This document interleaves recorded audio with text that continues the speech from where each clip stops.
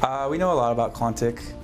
We believe there's quite a bit of hype revolved around them. With Newer being so big and manly, I'm pretty sure we have an intimidation factor. If we see him before the game, I'm pretty sure he can crush our arms or something like that, so he can have an advantage there. They're a strong team, but I don't feel like they're leaps and bounds ahead of us like everyone believes them to be. So, be some pretty good games. Welcome back to the 2013 Summer Promotion Tournament. Now it's time for our first Challenger Round matchup, Quantic Gaming versus Team Astral Poke. And Quantic Gaming enters this best-of-3 series as the heavy favorite. Yes. Most experts actually predicted their previous incarnation, Cloud9, to be a part of the NALCS's first split, but they got marred actually in the group stage of the spring qualifier, and now Lemonation and High have fought their way back for another shot at making the LCS. And this time, they're determined not to make the same mistakes. I thought Quantic would make it in. I was looking at all the teams I thought would make it in, and that was 100% one of them. I think Quantic got cocky last time they were in the LCS qualifiers. Like, none of us practiced the day of. Like, we didn't get any scrims. Beforehand, I was talking to like a lot of different sponsors and stuff. I wasn't really paying attention to the game. They didn't take the other team seriously, and they had some bad judgment calls, like with the base race. I do not believe it. They're going to go for it. It's going to be an epic base race. Team Mud are going to take this. I do not believe them. Just like that, the game is over. God. I was the one that called that. So like that game like taught me a lot about like shot calling, like just understanding the game as a whole. So since then, I've learned a lot about it, and my shot calling has become much better. If I have vision here, I can kill somebody and kill them. I think the state of Quantic is pretty strong right now. We have gone through some roster changes. Yuzuki left top. Balls came in. Wild Turtle went to TSM. I came in. Heil9 moved to mid, and Meteos came into jungle. And the only person that stayed the same position is Lemonation. I really like the state of the team now. I like everyone in the team. We all get along very well. Moving in the house has helped us grow as a team, synergize well. It's really easy to get people online for scrims, and we can watch replays together. I don't really think we're nervous, but I guess scared if we lose. There is a lot on the line for us. Because if I don't qualify, that's like twice in a row I failed, and that's not something you want to live with. So as far as me, it's very important. And as far as my team, I believe we think the same way. We all trust in each other, and we all think we're good enough to be in it. So hopefully we can pull through and do it. Oh yeah, it's definitely going to be like the most pressure we've been under as a team, and it's really important to us. We're like in top condition right now, so hoping that sticks through this weekend. I think we will make it. I think we'll be in the LCS after this, and I think we'll be celebrating. Lemon Nation and Quantic are confident that this time around they can advance out of the promotion tournament and into the North American LCS. And Quantic have lots of LAN experience, including playing in the LCS studios. 4 members of their team actually played in the spring qualifiers, even though they were on slightly different teams. Balls is a former teammate, actually, of Mandatory Cloud, X-Smithy, and Aframu. And Wild Turtle and Neon Tons are both on this team, so it's like they breed professional AD carries. Yeah, both those guys are former AD carries of Lemon Nation's support. So Lemon Nation has actually kind of progressed 2 AD carries to the LCS. We're going to have to see if Sneaky Castro can be number 3. Absolutely. And while Team Astro Poke doesn't have a ton of LAN time, they do have some tournament experience. Yeah, so they've played on multiple online qualifier tournaments, but they've never made it to a LAN. Nidus Hermain used to play with Jinte from GGU and Meteos from Quantic, so they do have some experience playing with at least LCS players, but we got to remember, they are the lowest seed in the tournament. They were the 4th place team in the Ranked 5s qualifiers. The big thing that Quantic has to make sure is that they don't underestimate them, like they underestimated their opponents when they were Cloud9. We've seen being complacent coming back to really bite you in the end, so we'll have to see. The players are logging in, so that means it's time to check out today's starting lineups. On the blue team, we have Quantic Gaming. Balls in the top lane, Meteos in the jungle, High in mid, Sneaky Castro on AD, and Lemon Nation on support. And on the red side, it's Team Astro Poke with Anxiety Law on top, Remstars in the jungle, New Bear in mid, but Bobby Hankill on AD, and Nidus Hermain on support. And before we get into Champion Select, let's take a look at who you think will win this matchup. According to LOLesports.com, 90% of you think Quantic Gaming will take down Team Astro Poke and advance to the next round to face Complexity on Saturday. Yeah, that is a very large percentage of votes. I mean, if yeah. you're talking about a dark horse in a tournament, a 10% vote in the first round would definitely be something people weren't expecting. Landslide turning into a mountain slide with that. Oh, man. Quantic, you got to keep in mind that they are the big favorites here. They have the gaming house for a challenger team, which is pretty unprecedented, at least in the North American scene. Right. I mean, they're coming here with Jersey. They've been practicing for so long. They've won all their challenger tournaments coming up to this. They're just looking so strong, and it's on Team Astropoke to pull off the upset. All right, well, looks like the players are absolutely ready as we hop into Champion Select for your first match here in the Summer Promotion Tournament. Quantic versus Yes. We're going to get this live. Yeah. We're going to get it. Absolutely. Can Astropoke make it happen? And can they beat who is considered the dark horse? Yeah, and scouting Team Astropoke might have actually been pretty difficult because in all of their qualifiers, they were actually playing different positions because Newbert and Remstars have essentially swapped. They used to be jungle and mid, whereas Remstars was the mid laner. Now Remstars is the jungle, and Newbert used to be a jungler. Now he's playing mid. So getting their champion pools down is actually a little tricky. It's kind of almost the same thing on the other side, too, because Hai used to jungle. Now he's in the mid, so it's kind of like mirrored. That's actually really funny because we saw in the Quantic video, the only person on Quantic to stay in the same position was Lemon Nation. Right. Hai wanted to be the mid lane shot caller as opposed to a shot caller in the jungle. And Balls is one of those guys who actually just plays absolutely anything. Yeah, so we see as we look at the bans now, the global presence being taken out with Twisted Fate and Shen, Jarvan, so and Elise, some jungler focus there, and the Zyra as well. In your homework done, is that really a Zyra support we're seeing or a main for a mid that's being taken away? I'm pretty sure that's the Zyra support they're taking away. Just that Lemon Nation. Generally played. Oh, yeah, Nidus Remain, right. Nidus Remain generally played a whole bunch of Zyra. And you can see Quantic's actually getting the picks that they seem like they want almost right away. Yeah. They first picked the Zac without much hesitation, and that was an extremely fast 2 and 3 pick on Ezreal and Kha'Zix. They're really just trying to make sure that they don't get out-kited because they're already picking into, right now, a Janna team, which is if you're running people that essentially have to run to people, it's very difficult. You want people who can jump to people if you're against Janna. So looking at this team right now, it looks like they do have that jump team. What else could they bring out to complement that? Or can they actually pull something for the backline now? Yeah, it really depends on how much they want to protect Sneaky Castro as an AD carry and where they want Lemon Nation to be at. Like, Sona is obviously... Whoa. They're fast. They're fast at picking this. Sona is obviously something where they want to get the lockdown, and a lot of times if you're playing against a less experienced team and you really just want to crush them down and make sure the game's over fast, you can get farmed up, group up early, and if you bring enough crowd control like Quantic Gaming has right here, they would essentially be going for a quick victory. So a team like Astropoke brings to the table here is a lot of displacement back and forth. Have you seen in your experience, does that hurt or help a team? Well, this is a great counter composition to what Quantic's essentially trying to pull off because Janna and Gragas throwing stuff at Kennen and knocking him out. Good luck getting your slicing Maelstrom off, which is Kennen's ultimate, or even if you're Zac. Zac has, like, in this patch, 70% tenacity during his Let's Bounce ultimate, so you can't really crowd control him when he's coming in, but you can knock him away. Tenacity doesn't affect knockaways or knockups. So that's actually some strong picks of Gragas and Janna against the heavy dive in from Quantic. So we see that Nasus has a pretty formidable early jungle, but we've seen Zac more in the top lane. How is he going to fare now in the jungle versus Nasus in that early game? Yeah, I mean, Nasus hasn't been known for his dominating jungle presence. Right. He's mainly known for his teamfight presence, Wither, which is actually nerfed in this patch because we're on the 3.6 patch, which is the same as that everyone's been playing on live. So its attack speed reduction is half as much as the movement speed slow. It's still a pretty significant amount, but it's not the range stun that all the pros were talking about before. So that jungle matchup, I think, is actually farm heavy for Nasus, and Meteos is going to be looking to make a lot of ganks, probably with a max E build.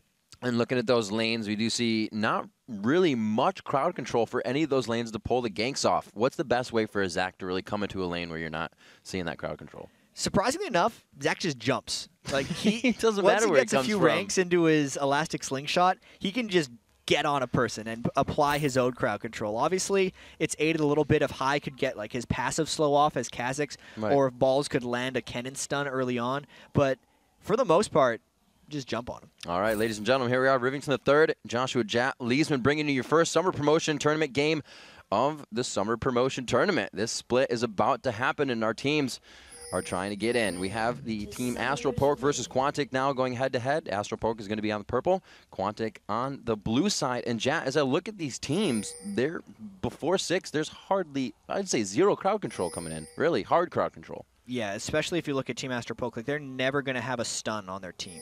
There's not a single lockdown. No. They have slows and knockaways, a lot of displacement, but not stuns. And looking at these level 1s, it's actually a fair amount of aggression coming up from Quantic. You'd expect them to play fairly safe because they consider themselves the favorite in this one, and they know it's a best of 3. If they lose this one, then they're not making it to the next split. And they they're expecting to make it in. So they can't take these level 1s lightly. They're actually putting down a lot more wards than Team Astral Poke. So we'll see if that ends up getting any returns for them.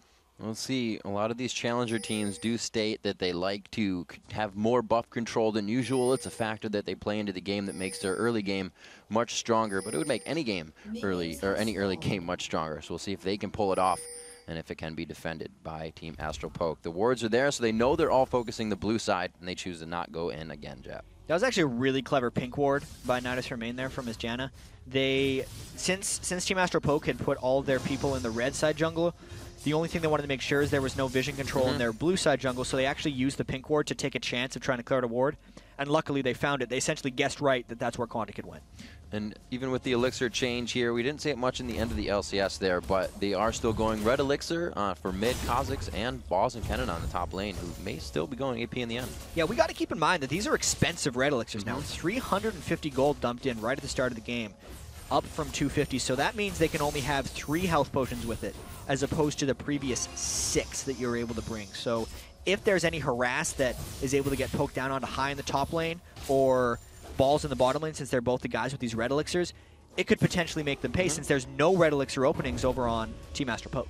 Right, and the 2.5 minutes here definitely making note. The supports and ADs have moved this to mid, which we do see, you know, kind of accelerates the control for buffs and aggression in the first place. And they're counteracting each other by both going mid. Neither of these guys want to really line up in any of the 2v2 lanes. It's a little bit strange. I mean, Sneaky Castro and Lemon Nation are seemingly a strong lane. I mean, you got to keep in mind, Lemon Nation is the #1 solo queue challenger player in the game, and Sneaky Castro is #9. So, like, this is a very high-skill individual matchup in the mid lane. It's just a matter of how well they synergize. You can see both supports just absolutely emptying the mana bars to get the poke in and leave the AD carries to farm. I always say, you know, supports win the lane harder than the AD carries, just right-clicking, and you're seeing it happen there. Back and forth in the top lane, a level 3 to 2, and he's still getting pushed off here. That's probably why Remstar's in the back. And a lot of the time when you play Kha'Zix, especially if you're starting with the red elixir, they like to all in at either level 2 or 3, so that's why Remstars was up in that top lane brush. But something about the way Anxiety Law must have been playing made High not want to just go in, because he knows against a Rejuve bead Rumble, like, Kha'Zix would win that all in and he'd be able to get that trade, but he just is playing conservatively, doesn't have any wards, doesn't want to go past his safety zone, and is actually content just farming even with that red elixir start. It looks like the health is in the favor of Lemon Nation here, but Remstars looks to make a move mid. There's been a lot of pressure back and forth. They don't have the right ward to see him here. It's too far into the Wraith side, so he will to the back. And with this one, you're going to see Lemon Nation actually getting withered. Here comes the gank. And there they are going in onto Lemon Nation. His mana low, so he's not going to be able to do much to get out of this. He did not have the speed aura up, but he still makes it out. So they're clean. No summoner spells. Or actually, he used both summoner spells, I should say, to get out of that one. And this is actually an interesting jungle by Remstar on Nasus, because a lot of times Nasus will sit in lanes and actually just take a bunch of lane farm before he can get farmed up for the jungle. He is a farm jungler on Nasus, or you just go and push lanes, but because Remstars has spent so much time camping waves, he has a risk of actually falling behind and becoming a little bit weak. Still haven't seen any backs yet for these guys, so we'll have to see what items they decide to come out with. It's just going to be armor and boots coming in for Zac, so Meteos looks to be going for getting around the jungle faster and back into the lanes. Like you said, he's just going to want to just jump into the lanes from anywhere. And Zac has a ton of sustain in the jungle. Essentially, anytime Zac is under 99% health, if he's spamming all his abilities, since you lose 4% current health for doing damage with an ability, but gain 4% max health for picking up a little bloblet, you heal in the jungle, as long as for whatever damage you're taking, which is why he's been able to go for the boots before finishing a Spirit Stone and be okay with it. So what do we have here? Looks like Team Astral Poke wants to make a move, and they're going to start switching it up again. They need to make a move because they realize they're actually losing these lanes a little bit. You can already see the gold is 700 different in the favor of Quantic, and I have a feeling since Kennen, as far as I can tell, was doing so well in that lane, 44 minion kills, they're really just trying to send 2 people down there saying, like, Gragas could not deal with this whatsoever. We have to get out of the situation. They see it right away, and it looks like it is going to be Balls heading back towards mid. They're going to get these guys to rotate down to the bottom. Probably won't lose much time with that speed from Sona anyways, and it's actually just going to be Lemon Nation hugging the turret by himself as Sneaky gets his first buy-in. Yeah, so even just to get back to that mid lane again with Balls coming up against Nubert, you can see Tear of the Goddess start on Gragas is actually not something we see that frequently. A lot of Gragases would start with Doran's rings, maybe even a Seeker's Arm Guard if they're against a heavy AD team, but against Kennen here, going with that Tear, like he's got to be super, super passive, and this leaves the potential for Balls to actually punish him with any harass he gets down, because that's a very squishy Gragas. What kind of build, that Tear build, will that give him? Will he look for the long, sustained fights in the end of the game? It's essentially just him going totally safe in mana and giving himself no reliance, or less reliance on blue buff. He will potentially have the mana shield at the end of the game too if he gets the Seraphs, but that's not a common Gragas build by any means. We got High using some regular abilities to get the ultimate out, but he also takes quite a bit of aggression, using that mana bar up to use his ultimate as well. And here comes Remstars to the top. Yeah, and High's got to be real careful here because he has no mana, just one last proc of the ultimate, and he could very well get aggressed here. May have enough for jump. He does have the flash. You see the teleport coming in as well on the top side. They're going to put 3 on this. He flashes. The Ignite is down. They go first blood, and it goes over to Anxiety. All resources burned to be able to get High down there. They need to be able to make this count because they got the kill, but here comes the rest of Quantic. They got Kennen pushing mid lane. Meteos is looking to counter jungle, and Team Master Poke is actually quite low, so they can't even get that turret. And they're going to start taking down these buffs as well. Here's the control that we were talking about a little bit. I think that's actually just going to go to Meteos. He takes it. Good aggression by Team Astral Poke in the bottom lane. This really stops any dragons from happening as well. They went real hard on that engagement. Yeah. After everything's said and done, that was a successful move, and it only cost them the blue buff because there wasn't a successful enough push in the mid lane for Balls, and there's actually a bunch of aggression going down bot. Summoners back and forth. There's the jump in. Meteos takes blue. He comes in, and they get a kill around it. One of them goes to Elimination as he picks up some cash. On second thought, their 3-man dive for the top lane enabled Meteos to be able to do that because not only having 3 people up there did allow Meteos to get into the blue, it gave him, and get level 6, it gave him the gank route to be able to surprise Bobby Hankill and Nidus Remain and get that bottom lane double kill. Well, we were saying that Gragas has the tier, so he kind of preemptively thought that this was going to happen. He's not going to get that blue after all, and they're not going to get the dragon either. You can see Balls feeling very aggressive here. He knows the damage isn't there from the tier, and he just goes right at him. And even with the tier, Newbert still ran out of mana. So it's just a matter of Balls having control over him in general. 65 to 45 in that lane. Still hasn't had to consume his red elixir. And they got to be feeling pretty good because they just got the double kill bottom where they really wanted it, and they took Dragon control. Elder Lizard already picked up onto Ezreal. First item built there, and I believe it's one of the first core items really coming out for anybody. And really, Elimination picking up the Sightstone as well. So the control already going to snowball a little bit from that bottom lane. And we'll see if that Spirit of the Lizard Elder actually pays off for Sneaky Castro. This is the ever popularizing blue build that a lot of Ezreals go, where they just build blue items. So he's got the Spirit of the Elder Lizard. The final amount of these items is you eventually get the Iceborne Gauntlets as well, a Myr Mana, and the Last Whisper. And then you cheat and get like a Blade of the Ruined King because it's like close to blue, but you try to finish off your blue boots. Got a blue hue. With the cooldown boots. It's actually a successful Ezreal build if you can keep your distance and if you can get ahead. And since Sneaky Castro is already a little bit ahead, this is his move. All right, we'll have to see what happens. So in this top lane, Anxiety, 1 kill on a Rumble. Rumble does very well with the killing lane. He can carry that for himself. Should they be putting more focus on this lane? Do you think they're doing all right? Well, because they're taking so much other objectives in the game, it is okay that Rumble's kind of getting going a little bit. Anxiety Lull now has more pressure on him to kind of make things happen. Sometimes because Rumble's base damages are just so high, it's not hugely impactful, but there's Remstars just trying to punish bottom. Remstars goes in, forces the flash. The Spirit Fire is going to go out, but it looks like it just zones for the rest of this laning phase here. 10 minutes coming up, and we can see the aggression back and forth between each lane. Yeah, and that actually burned the Ghost and the ultimate from Remstars, so his threat level is really low throughout this now, which might allow Meteos to do kind of whatever he wants on Zac if he's even coming back into this bottom lane a little bit. And Team Master Poke's got to be really careful against the blue Ezreal already getting started and the Zac coming in through a ward. So they're going to see the movement here. Actually, they did see him, but they're still staying quite aggressive. Nidus Remain going to go to ward, but they say we don't even need to. They back off of this, and Meteos is really creating a lot of pressure with that Zac jungle.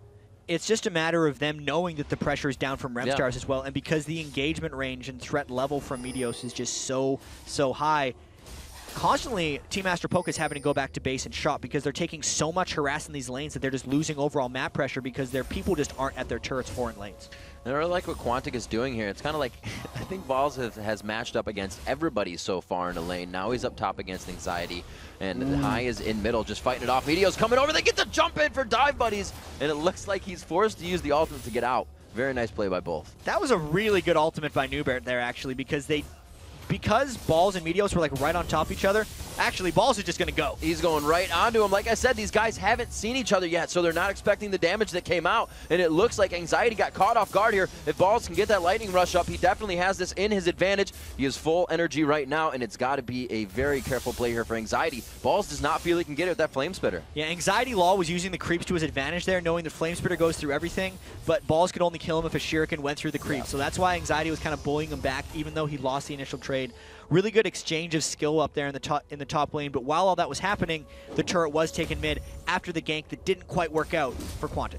So we see the Spirit of the Ancient Golem coming out for Meteos here on Zach. How do you feel about that?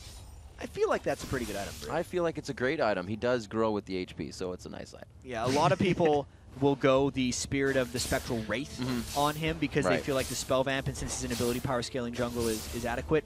I personally like the Golem Spirit just because he does so much base damage already, and the tank stats plus the tenacity are just really beneficial for him to be able to dive in and make plays. It looks like High and Balls getting a little aggression here in the top lane. A good stun on Anxiety. High staying into the fight here. Looks like they're going to decide to go in. He gets the true shot barrage through the team. They were not expecting that. The teleport is used up top as well. They're just throwing the pressure everywhere. You could see that that was going to be a bad idea as soon as High decided to start coming back in the brush. And even though Newbert used his teleport to get in there, it just totally backfired. Now they're down the teleport, and they're just getting pressured back off of it. There's 5 Quantic people up top right now, and really Bobby Hankill has to kill this wave as fast as possible and make Quantic pay a little bit for roaming everyone up there this early. So he's down there. It's 106 to 98. So with pushing that, he's still catching up in CS. So if they can stop that, it's going to be huge. I think he will have that turret to his name, but it's full health. So he's going to be down there for a while.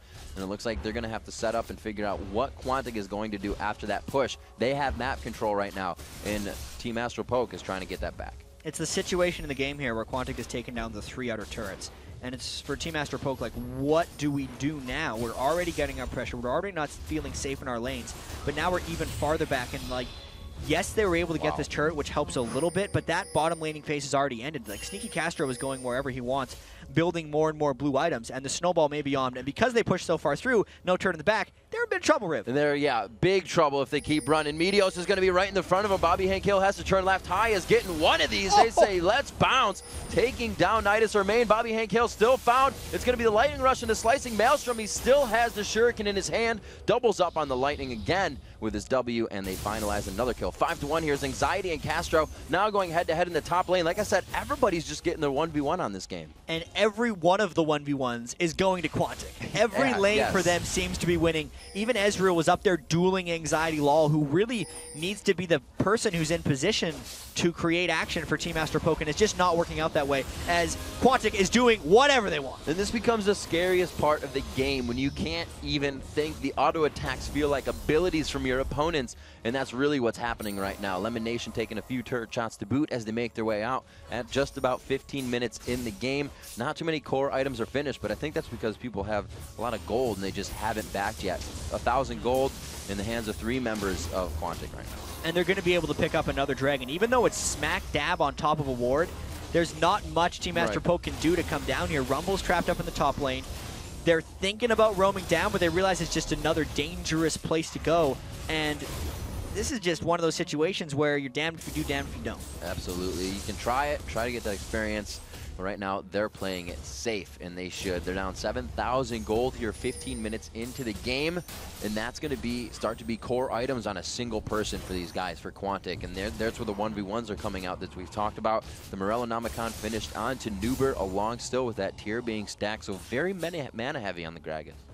And when you look across the board to Quantic with the double Manamune already completed, Manamune is actually not a strong item when you first complete it. It becomes a strong item once it transforms into a Mirror Mana. So the fact that Quantic's already invested into 2 of these already, but they're still winning the fights, means that when they do transform, it's just going to be even more trouble for Team Astro Poke. Now, is a chance for that plateau of damage to be the comeback situation here for Team Astro Poke?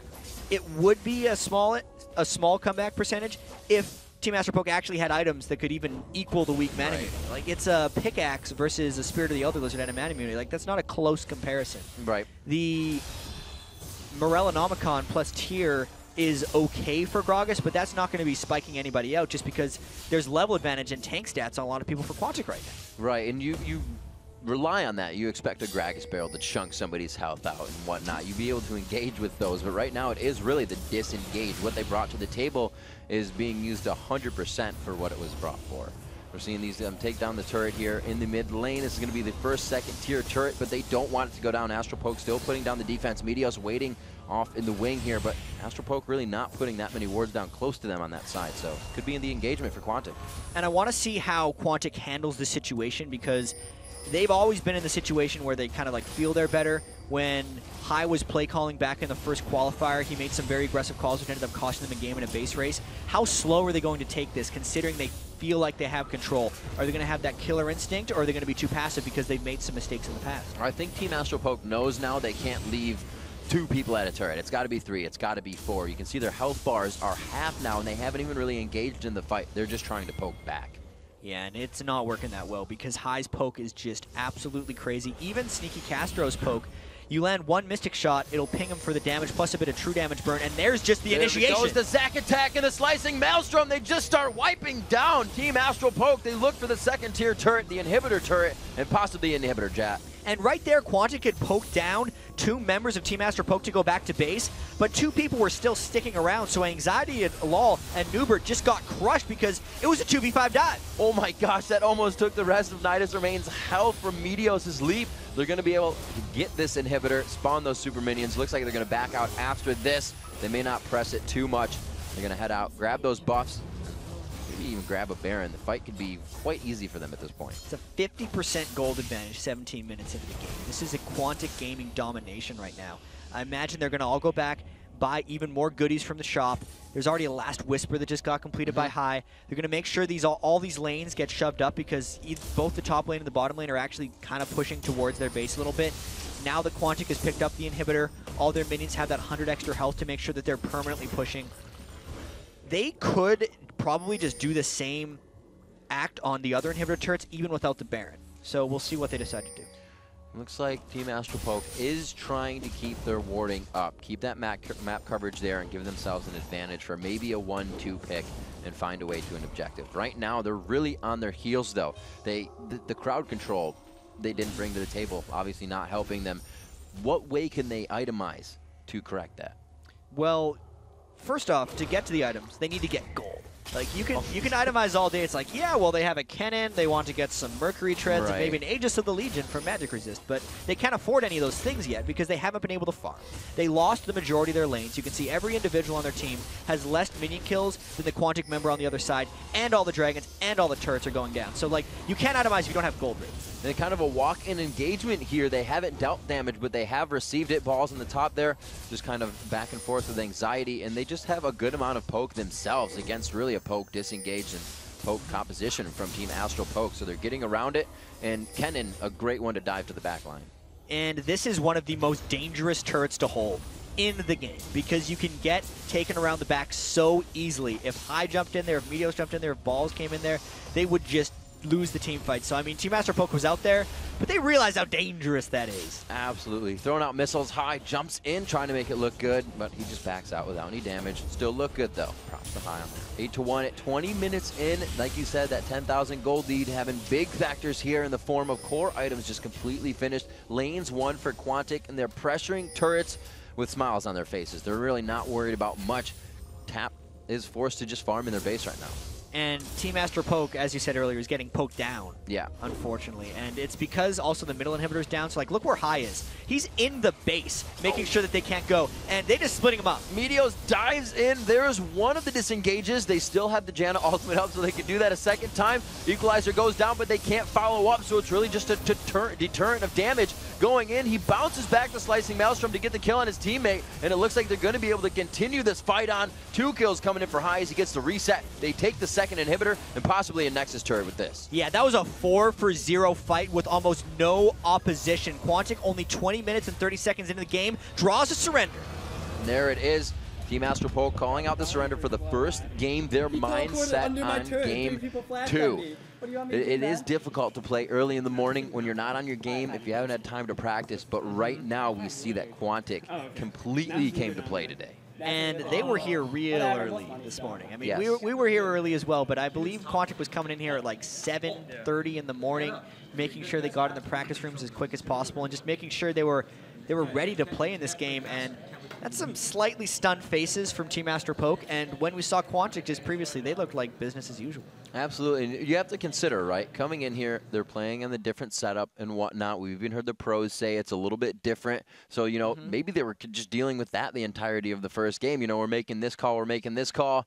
If something doesn't feel right, if you make that one click, if it's a half a second off, that's the entirety of the fight, right? Yeah. That's all it takes in a fight. And then the crowd control composition, I think, really kind of came around to kick them. It was just such good coordination by Quantic, and Team Astro Poke just seemed a little bit desynced. It could obviously have something to do with just playing in the new environment. Quantic has had the summer promotion qualifier on this environment, so they're able to maybe adjust to that better. And there's also the fact that Quantic is really, really good, and we can't take away from how well they perform. Absolutely. So coming up next, it's round 2 of this Challenger fight. Quantic is looking for the knockout blow and a shot at the summer split. Plus, the North American LCS's all-star top laner Dyrus will join us to break down the action. Don't click that mouse. We'll be right back.